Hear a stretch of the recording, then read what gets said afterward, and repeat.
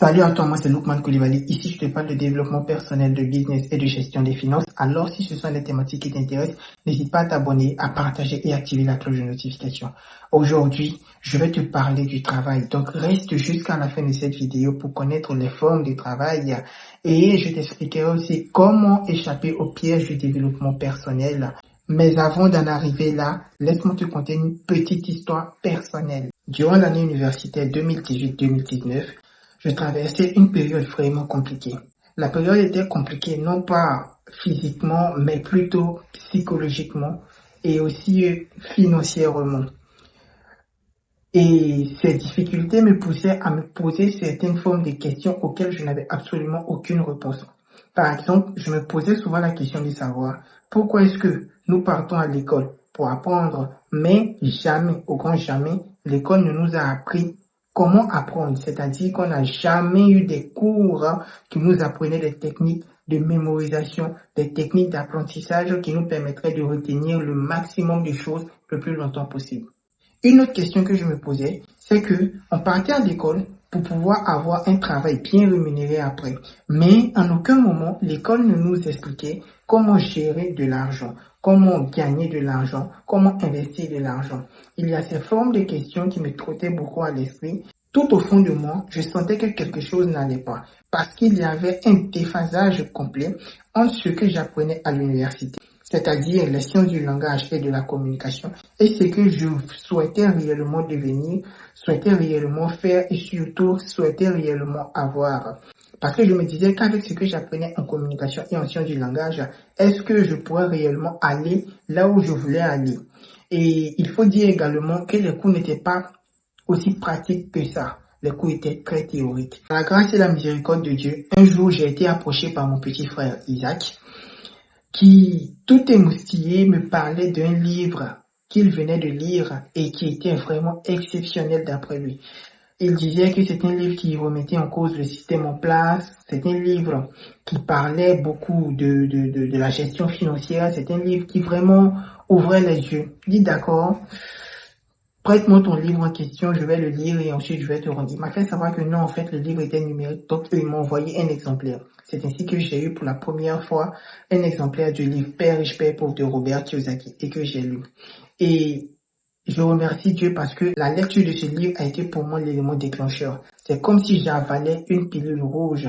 Cette pilule-là même qui avait fait changer, qui avait déchiré le voile et qui en même temps répondait à une bonne partie des questions que je me posais.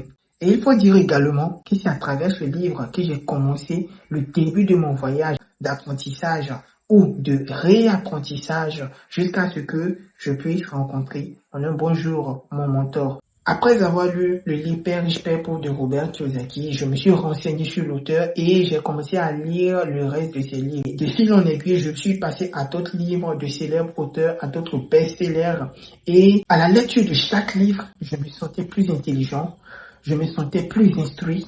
Et par la grâce de Dieu, je sentais qu'au fond de moi, quelque chose changeait. Mais c'était plutôt sur le plan intellectuel. J'apprenais de nouvelles choses. Et plus j'apprenais, plus je me rendais compte effectivement que je ne savais rien et plus j'avais envie d'apprendre davantage. C'est ainsi qu'avec le temps, je me suis fixé pour objectif de lire au moins un livre chaque semaine. Du coup, même après plusieurs années de lecture, de formation et de coaching de la part de mon mentor, parce que entre-temps, j'avais aussi changé le format d'apprentissage, passant du livre à la formation et aussi au mentorat. J'ai découvert un mentor, un ami qui est plus tard devenu un mentor et qui m'apprenait beaucoup de choses. La chose la plus triste dans l'histoire, c'est que même après ces années, rien n'avait véritablement changé, à part le fait que j'étais devenu un peu plus intelligent, physiquement plus attractif et tout, mais absolument rien n'avait changé. Pourquoi? Parce que je n'avais pas su faire la différence entre les deux types de travail, les deux formes de travail. Et comment j'ai découvert cela? C'est lors d'une discussion un jour que j'ai posé la question à mon mentor pour dire que voilà, voici ce que je faisais depuis avant que je te rencontre et depuis qu'on est ensemble maintenant. Malheureusement, jusqu'à présent, les choses n'ont pas changé. Et c'est là qu'il m'a fait savoir que, mais en fait, Lukman, tu te trompes. Lookman, tu es piégé dans ce qu'on appelle le piège du développement personnel. C'est ainsi qu'il m'a appris qu'en réalité, il existait deux formes de travail et qu'il y avait le travail passif et le travail actif. Et moi, j'étais coincé dans le travail passif, ce qui faisait que ma situation en réalité ne changeait pas du tout. Mais qu'est-ce que c'est réellement qu'un travail passif? En fait, le travail passif, c'est un travail qui est lié à l'apprentissage. Lorsque tu fais de la lecture, lorsque tu apprends, lorsque tu vas à l'école, lorsque tu apprends de nouvelles choses, peu importe, tant que tu apprends, tu fais un travail. Mais c'est une forme de travail dite passive. Le travail actif survient lorsque tu commences à appliquer étape par étape ce que tu as appris lors du travail passif ou ce que tu as retenu du travail passif. Le piège dans lequel j'étais, c'était que, à force de lire les livres de développement personnel, à force d'apprendre de nouvelles choses, mon organisme sécrétait de la dopamine à chaque fois que j'apprenais de nouvelles choses à travers ces livres de développement personnel, ces formations. Du coup, j'en voulais toujours plus. Du coup, je travaillais uniquement pour avoir cette forme de dopamine. Je me suis retrouvé piégé dans ce cycle presque infernal où je me contentais juste d'apprendre de nouvelles choses, apprendre. Ok, mais je n'appliquais pas ce que j'apprenais. Et c'est une grave erreur. Mes amis, absolument rien dans votre vie ne va changer si vous ne décidez pas de mettre en application ce que vous apprenez.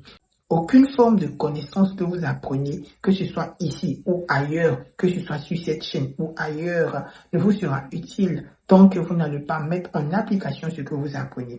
C'est une grave erreur que de lire un livre d'une personne, d'un expert qui a passé énormément de temps de sa vie à apprendre quelque chose et qui ensuite a compilé son expérience dans un petit livre que tu peux lire en 4 heures, 6 heures, voire 10 heures et qu'à la sortie de la lecture de ces livres, tu ne fasses rien. C'est-à-dire que tu ne passes pas à l'action.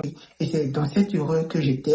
Et cette erreur-là est l'erreur que commet la plupart des gens qui passent leur temps à apprendre, mais qui au final ne passent jamais à l'action. Parce que, sous le coup de la dopamine, ils veulent juste continuer à apprendre. Et cela devient pour eux une addiction. Mais cette forme d'addiction ne change pas leur vie du tout. S'il y a deux choses que tu dois retenir de cette vidéo, c'est que le travail passif égale apprentissage et le travail actif égale passage à l'action ou mise en pratique de ce qui a été appris. Et la deuxième chose à retenir de cette vidéo, c'est que quand on parle de développement personnel, on parle d'une session d'amélioration de soi, non pas d'un cycle infini d'apprentissage. Donc, lorsque tu as un besoin précis, ou que tu veux développer une compétence bien précise, contente-toi d'apprendre la compétence et après avoir appris, essaie de mettre en application ce que tu as appris parce qu'en réalité, absolument rien dans ta vie ne va changer si tu apprends et que tu gardes en tête ce que tu as appris. Comme le dit très souvent mon mentor, réflexion plus action égale destination. Donc, quel que soit le but ou la destination où tu veux aller, ce que tu veux, c'est de trouver un moyen d'y parvenir le plus simplement possible. Tu remarqueras sur cette chaîne que je parle beaucoup de simplement et pas de facilement. Parce que je suis du nombre de ceux qui pensent que rien n'est facile dans ce monde. Tout est difficile et on ne peut réellement connaître la difficulté d'une chose que lorsque on l'a vraiment encaissé sur une longue période de temps. C'est tout pour cette vidéo. Si le contenu t'a plu, n'hésite pas à liker, à commenter et à partager. J'espère que tu auras appris quelque chose de nouveau. Je te dis à très bientôt pour une nouvelle. Prends soin de toi et mets toujours en application ce que tu as appris parce que en réalité, chaque effort